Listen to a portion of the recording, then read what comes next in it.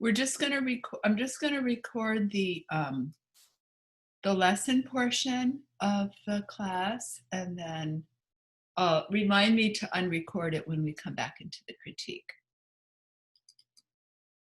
Okay, so this week's project is, and we're going to be working on this assignment for the next 2 weeks, where we do. Oh, actually, I wanted to actually show you some samples of this first. But we're going to be doing, and I've shown a couple of these in the past, but I just want to show you again. We're going to be doing a project where you have close-up large flowers from life. So I like to work from actual flowers in the foreground with a backdrop of a landscape or a seascape in the distance. And what this does, here's a sample of one of mine. This is a 30 by 40. So when I do this style of painting, I like to work fairly large because I actually like to make my flowers life size, because you can see the impact, the drama of having these close up, more detailed, flowers in the foreground, and then with the seascape and the coastline in the distance. It just really gives a sense of depth. And it's like, like looking out a window with your flowers right there in your garden and then looking out into the distance. I think it's just a really great way to combine. I did this because I love flower paintings and I love doing my landscapes and seascapes, and then combining them is like the ultimate, right? So again, I work from life for the flowers and then a photograph for the distance. Here's one of some sunflowers. That one's not quite exactly what I'm talking about, but get just a couple more samples up here. I've done a lot of these. They've been really popular. They sell pretty well, and they're just really fun to do. So let me see if I can find a couple more to show you. Here's one. You can also do fruit or combine fruit and flowers. Oranges and lemons with the citrus blossoms against a backdrop of hills. Notice how I have the colors, the oranges and the yellows of the fruit are woven into the landscape, both in the hills and the sky. You want to keep your colors, you want to be really mindful about,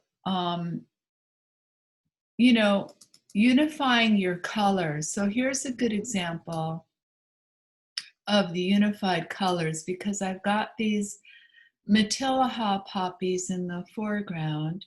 Notice the background of the flowers. It's not just a simple, it's not just a solid background. I've actually done these little blends of a variety of colors in the background here. But what I want to show you is how the orange of the centers is echoed in the hills here, and then same with the green. So basically, this painting is basically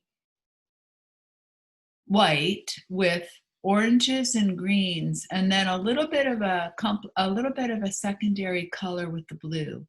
And I've got the blue in the sky. I've got a little bit of blue in the background down here in the foreground part of it, behind the flowers.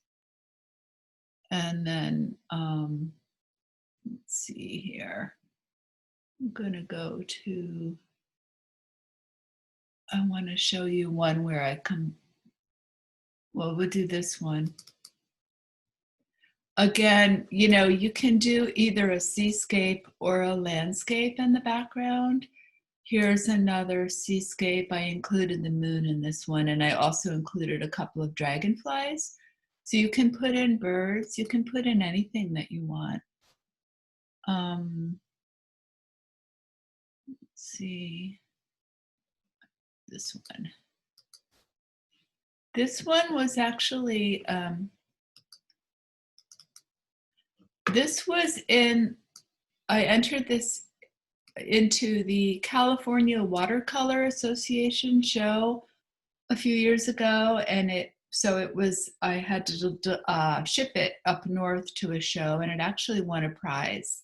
So that was kind of cool. But it's a full sheet. Again, the smallest of these is basically a full sheet is as small as I go on these. I like to keep it big because I really want these flowers to be, to be big enough where they can really be prominent. But I wanted to show you an example of how you can include some fruit and flowers. And what I did was I just picked the end of a branch of my tangerine tree that was pretty loaded with tangerines. I did this painting in the winter, and then the ivy geraniums. And aren't we blessed to have flowers year round here in Santa Barbara, right? Another reason to not move away. But I wanted you to notice how I really simplify the shapes in the cliffside. Like this here, this sand color is kind of the sandstone of the cliff, and then the green is the vegetation growing on it. And then simplifying these hills into orange and purple, different shades of orange and purple. And then I've got the orange of the tangerine and the purple in the flowers, and then the pinks down here. So again, trying to keep your color families in sync with each other so that they relate, and so that the foreground relates to the background well. Okay. So Carissa, in doing a painting like that, do you actually do the flowers first? Yeah, and that's what I'm going to show you next. I do the flowers first. So you can see here in my video, I've got my vase of flowers here. I've gone out and I've picked some datura, some pink hibiscus, and actually some bougainvillea, which I did not end up using in this. But you go out and you get your flowers, and then you also have your printed out photo of your landscape or your seascape. And I'll show you that during the course of the video, the photo that I use. And I'm going to draw everything first. Now you can paint the background in first, but I'm more comfortable doing the flowers first. It's just how I operate. But you guys need to trust your own intuition as to what to paint first. So I've got my drawing all in. I don't demo that because the pencil just doesn't show up very well. But I've got the drawing in. Turn my music down here. I like to play lively music when I paint, and I'm showing you my color here. That was a pearlescence. It happens to really nicely match this peach color. See how I'm showing it up next to the flower? And I'm gonna I'm pouring a generous amount right into my palette. Beginners, I don't think I have too many beginners in here, but beginners, like this is the primary starting point, is to have enough color in your palette. The more options of colors you have, the better. Like I was able to just get that peach color because I have it in my pearlescence. And it's got a little bit of a sparkle shimmery, but so do those flowers, so it's perfect. So what I'm going to do, I'm going to start with my datura, and I'm going to mix up all the colors that I see in this. And if you look at these three flowers of the datura, you'll notice how they're different colors depending on what stage of opening they are. And I'm going to start out with this golden one that's not quite all the way open. And I'm going to mix up my colors. So there's like a buttery, like there's a goldeny yellow, and then there's kind of a lemon green yellow. So I'm mixing up my colors. I actually hold it up to the flower to make sure that I get a good match.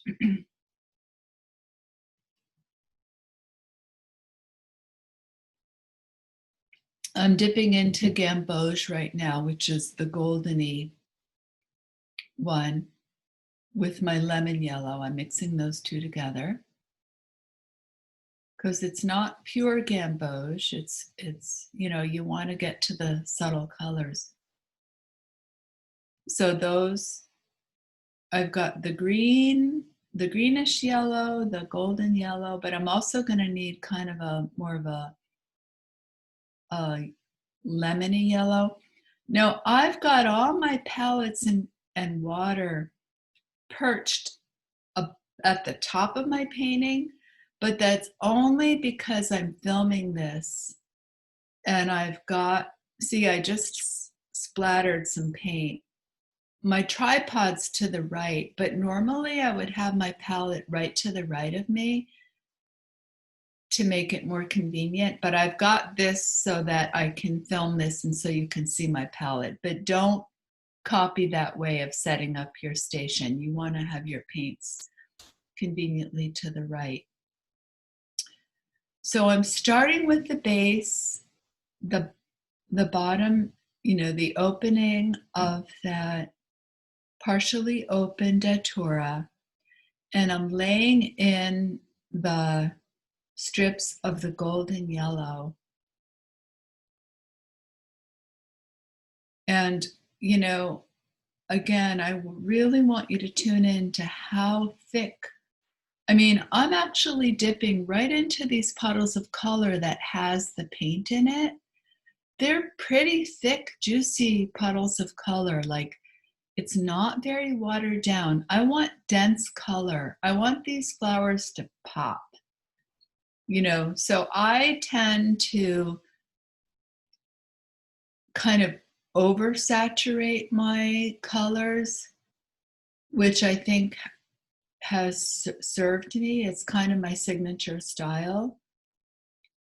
There's a tendency in watercolor to undersaturate. So I'd like you to take a risk and be kind of bold and try oversaturating your color.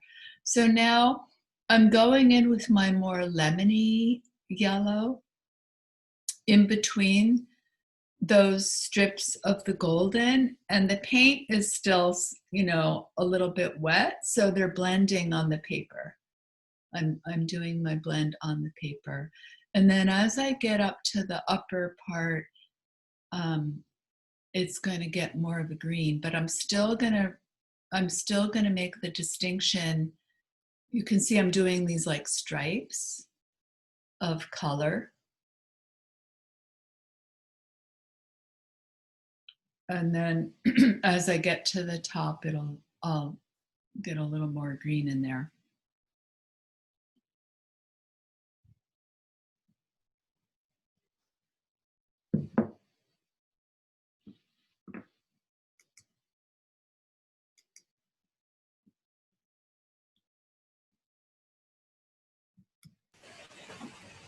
So, Carissa, you have not wet the paper, is that correct? Yeah, I tend to work mostly dry brush when I'm working in this style of kind of more realism. You know, I would say this style, I would say this style of painting, which is what I've done mostly, is like stylized realism. And I have I have mostly hard, I have all like pretty much mostly hard edge shapes. And so in order to get that precision and those crisp lines and crisp edges, you work dry brush. So that's pretty much how I do it. Now, since I'm already working with this color, I've got a second one of these flowers that's not open all the way yet. So I'm going to go ahead and paint this one as well. And it's kind of behind another flower that's drawn in front of it. And I'm going to put this one behind. You want to paint your flowers away from each other. In other words, you don't want to paint flowers that are touching each other right after one another, because if there's still an area of wetness, they will bleed together. You want to retain that crisp edge. So I'm basically repeating the same process. I have 3 stripes of the golden yellow, and now in between I'm putting my more yellow green color to do a blend. And then as I get up to the top, I will make it both more yellow green, and I'll add a little more water to it. You can kind of see up here, I added a little more water to make it lighter and more transparent because it's less dense up here, right? So we use our water to make the colors lighter.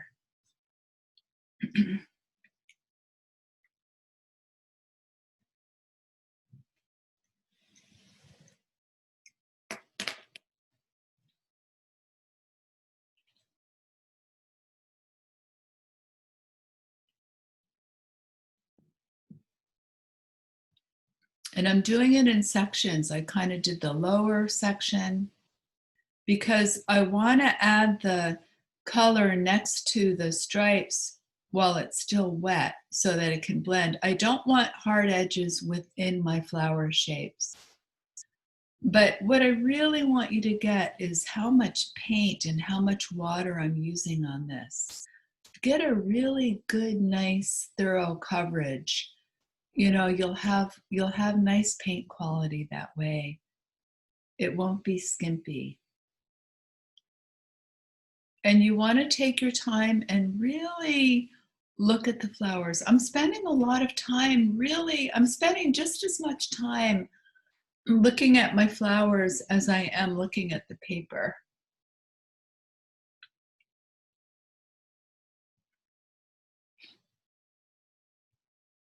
So now I've got a really tiny brush.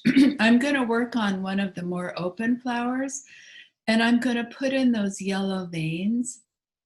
If you look at the flower, you'll see that there's a series of like clusters of 3 veins together. So I'm going to do this flower that's in front of my golden one, but this flute section is not touching that other flower. It barely misses it. The bottom section, the open part of the flower, is in front of it. So I couldn't paint that now, but I can do this upper section, which I want to do this and let it dry before I paint the open petal below it. So I'm bringing these, I'm using my yellow, my more lemony yellow, and I'm painting in with a fine brush the 3 veins. You can see I'm putting them in. And then I'm switching over to my number 8 brush and getting some green up at the top, some yellow green up at the top. It's the subtleties, right? Every time you dip your brush into a slightly different color and lay it down, you're going to get more subtleties of color. And now I'm going to go in between the veins. I don't want them to be super hard edged.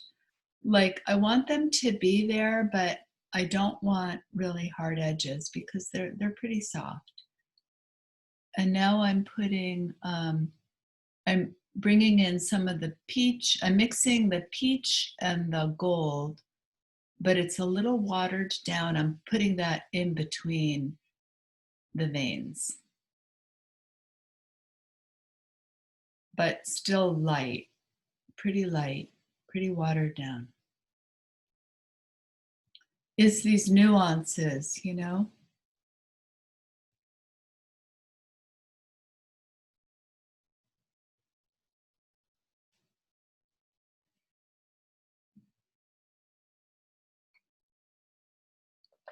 And, you know, I want to mention too, if you don't have the drawing skills to get a really accurate drawing of your flowers, that's okay. It's just going to have a different look. Just draw it to the best of your ability and try to keep it loose and large. I would say the main thing is to try to keep your flower shapes kind of big rather than too tight and small. So now I'm mixing up my peach color, holding it up to the flower to get a nice match. And I'm going to do those spaces in between the veins here.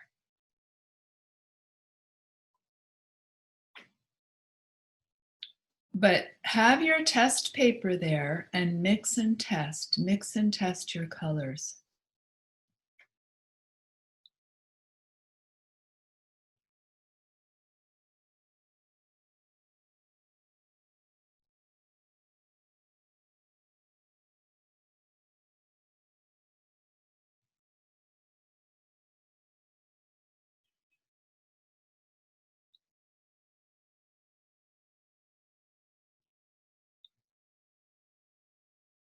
Okay, so you can see how I got that distinction.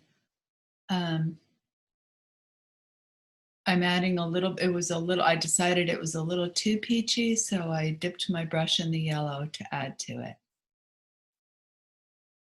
And then I'm going to do another flower. I'm going to do some more veins.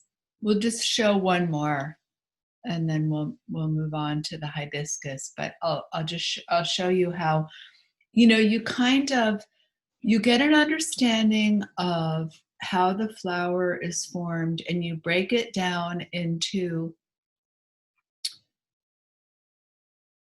a way that you can translate it in the watercolor, and then you just repeat that same process for every flower, and that gives them a look of consistency. So I'm just repeating the same. I came up with this method and I'm going to do the same thing.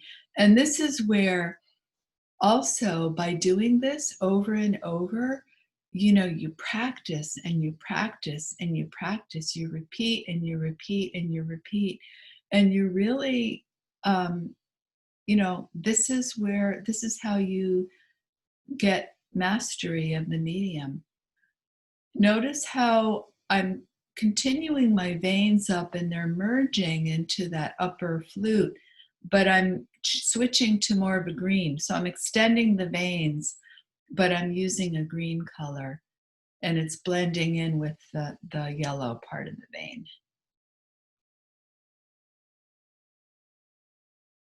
Okay, switching again to my number 8 brush.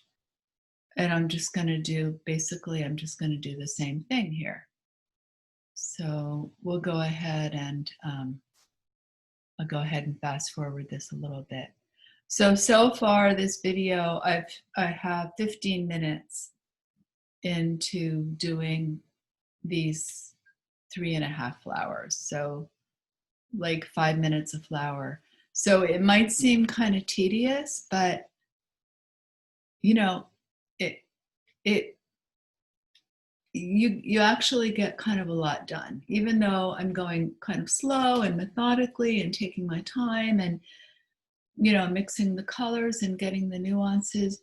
You get into a nice relaxed rhythm and it does become very meditative, and I think that it's a really healing process. So Oh, well, this one I got into let's show this because I got into the darker color of the open flower. So I used um, my pearlescence peach and I mixed in a little bit of this gamboge. You can look at the puddles of color I've got here, right? And I'm laying in the darker, more dense color at the bottom. And then as I get to the top, I'm adding a little more water because I want it to get lighter. And so it becomes more transparent at the top. But those veins are still damp enough where the colors can blend a little bit and merge. So there's a distinction between the veins, but it's not a hard edge. That's what I'm wanting. I'm wanting to keep it pretty soft.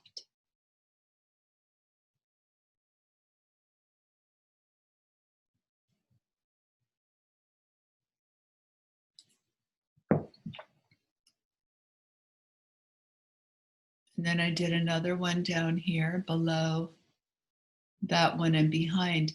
You can see how, you know, this is how the flowers looked. They're not all separate. You can see how this one's in front of this one and in front of this one, and this one's kind of coming out in front of this one. And, you know, it looks very natural because I was true to how they really were.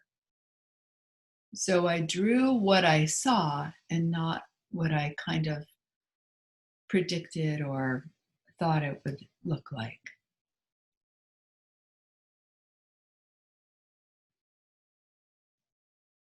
I'm testing it to see if it's dry before I paint. So I'm painting another one behind. Here's another one all the way back here behind it. But yeah, you want to make sure that any paint next to that is going to be thoroughly dry. So I just went through the same basic process. Now I'm doing the inside of this one flower that is showing its center, leaving this upper petal, and I'm painting this bottom, this inside one. Again, I've got the veins and the darker color along the bottom edge, laying that in, and then I'll add water and a little bit more gold as I come up into the center.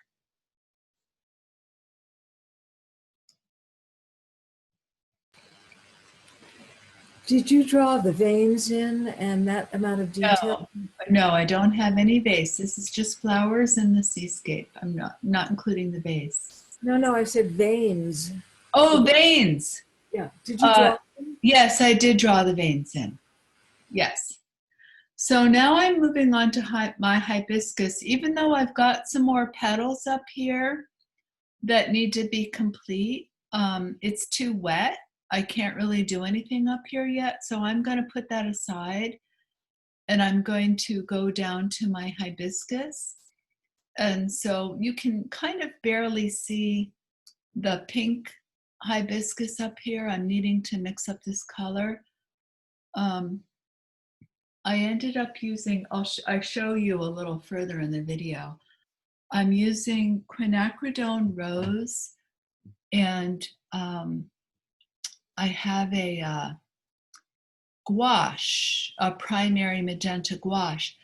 Now in this painting, you guys, I'm using such a variety of, yeah, I see this wasn't the right color, so I'm going into my colors to find another one. I use the pearlescence acrylic ink. I used regular tube watercolor. I'm using gouache.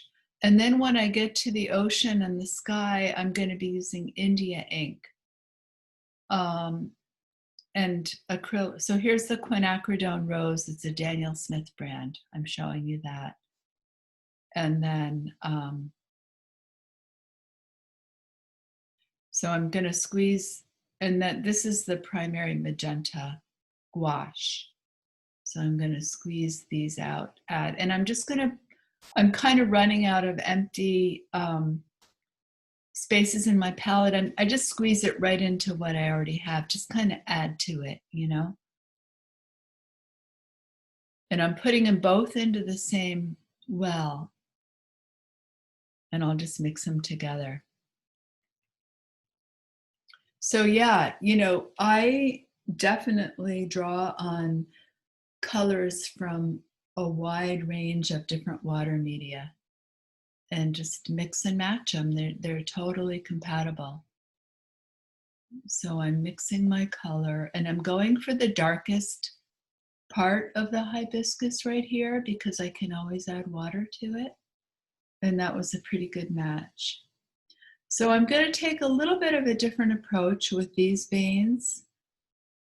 I'm going to lay in with my very heavily pigmented brush that has, you know, really dense color.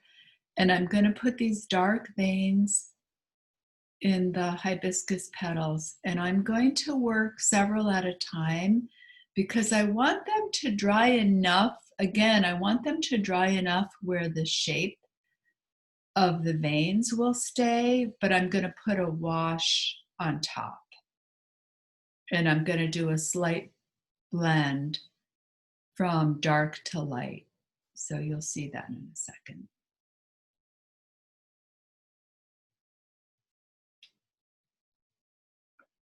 Again, remember, do every other petal. Don't paint petals that are touching each other. Keep them separate. Then you'll come back after these are dry. You'll come back and you'll do another round and do, you know, other petals that aren't touching. So, Carissa, yeah.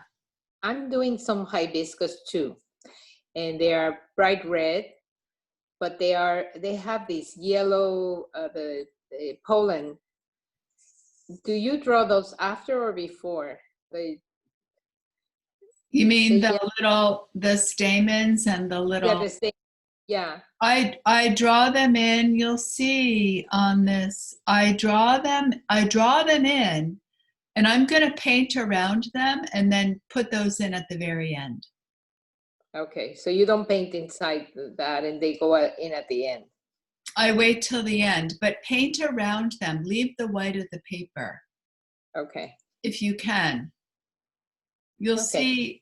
see on this in a while. I've got a couple where those are showing and I kind of paint around them because those are going to be yellow. And if I, you know, this color, the way I'm painting, the color is so intense and deep that it would be hard to have the yellow. Remember, watercolor is transparent. So anytime you paint something, what's underneath it is going to show. So if I leave the white of the paper, the yellow can stay nice and bright and clear. And I will show you that. See, I'm dripping paint.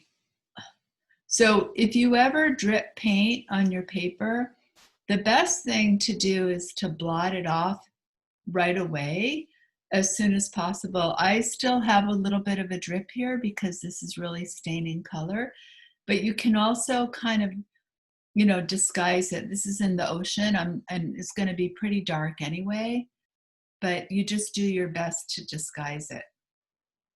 Now I'm going in, I'm dropping some darker, I want really, see I'm putting some dense color. I want it to be really dense and dark where it goes into the center of the flower. Here, this white, I'm in the way right now, but this white stripe in the bottom flower here, that's the stamen. See, I've painted around it. And then we'll move on to another section where I paint around the pollen things. But here I'm using a little bit of a, it's a little like I've got more water. I just dipped a little tiny bit of water because I've already got pigment on my brush, but a little water to get some more flow and to make it lighter at the tip, but it's subtle. You can see these changes are very subtle from dark to light, but they're there. And the veins are subtle, but they're there. Okay, let me, that one. Okay, so that's the demo of the flower painting. I'm just going to show you a progress shot so you can see that, Molly. Okay, thank you. Next week I'll be showing you how I do the background. But you can see down here, see how I left these little whites Okay. here, and then up here, some of them are going into the background, but I've left little white specks, and that's going to be painted with the yellow. Now, Okay. I didn't show doing the greens, but you approach so after I do the flowers, so I came back, did the rest of my datura leaves, came up, after you do your flowers, you'll put in the leaves, and you treat the leaves just like you do with the flowers. You carefully mix up your colors, you know, get the right shade of green. I've got a couple of different greens for up here. I've got more of a deeper kind of a olive, like a bluey olive green, and then more of a yellow green here, but I did a fair amount of mixing. These, I'm not sure what they are, these bud things where the flowers come out of, they're a different green, right? It's more yellow green, more subtle.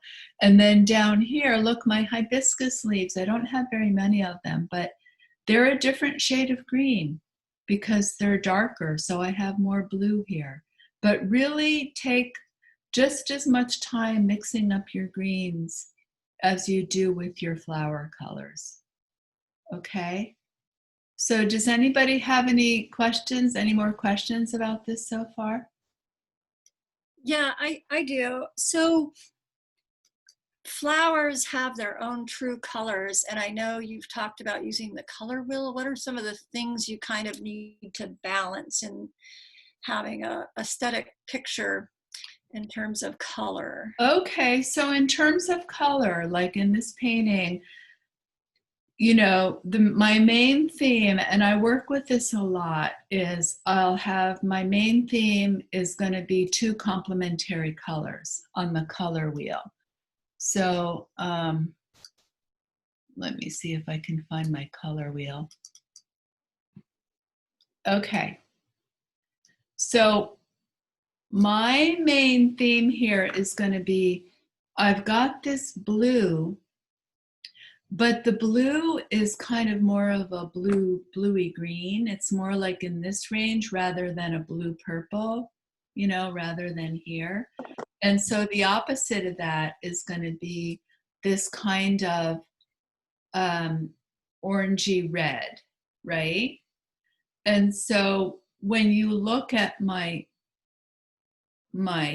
colors here, they're both the hibiscus and the datura, they're kind of an orangey red. In other words, I do have a little bit of this golden yellow, you know, and I do have a little bit of this yellow green, but those are like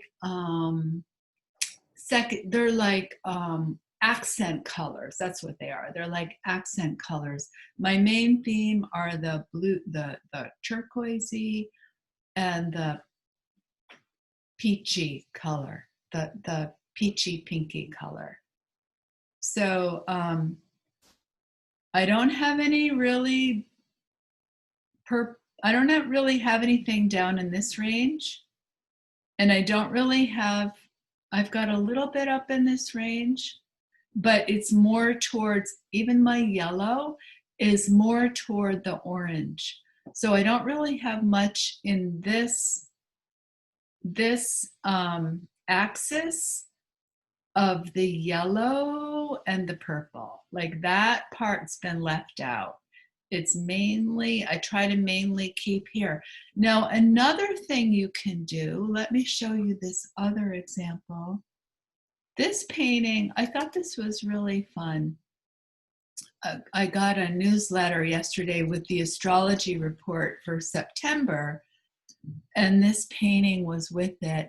Now, this one is all pretty much analogous colors, and you can do that too. So you can either I like the excitement and the stimulation of working with opposite colors. It's really like, I'm kind of a high, like an adrenal kind of like a adrenaline kind of person. I like excitement. I mean, I'm wearing pink, I like energetic type of, I like a lot of stimulation. But this type of approach is a little more calming and more relaxing and more serene and more zen. And that's when your colors are really analogous. So look, all these colors are all in the same family with a little bit of yellow, but even the yellow is not on the opposite. It's still pretty close to the family. So this range, this painting range doesn't even cover half the color wheel. Look at that. It goes from here, from yellow down, well, there's a tiny bit of purple. It barely covers half the color wheel. There's no hot colors in this painting. All cool colors. But I also wanted to show this to show you how you don't, like, I'm just showing you how I paint, which is I like to just really carefully observe and kind of become one with the flowers and really look at them and closely study them and try to really capture the nuance. It helps me. I started doing this a long, long time ago as a way to feel my own divine nature, because I feel like when I really admire and look and bring out the beauty of the divine nature of the flowers, it helps me access that in myself. But so that's just one way of doing it. This way is more stylized and it's really more generalized. And, this could have totally been done completely from your imagination. Like you wouldn't need to be looking at anything really to create this. Look how the leaves on the trees are just these like these decorative circles with dots, and how the sky is these stylized rays of bands of color coming up. So, take this wherever you want to go with it and make it your own and do what comes naturally to you. But I do want you to really think, I want you to plan out your colors ahead of time, kind of like what you did last week. You chose your colors before you got into the letting loose of it. Choose your colors first, and you can actually literally do that when you go out to your garden and select the flowers for your painting. You can be like a flower arranger and say what colors go well together, and trust your instinct, trust your intuition on it. And then I would probably start with the flowers and then choose your landscape to go with it. And what you can do is you'll want to decide ahead of time, do I want to do a landscape or do I want to do a seascape? And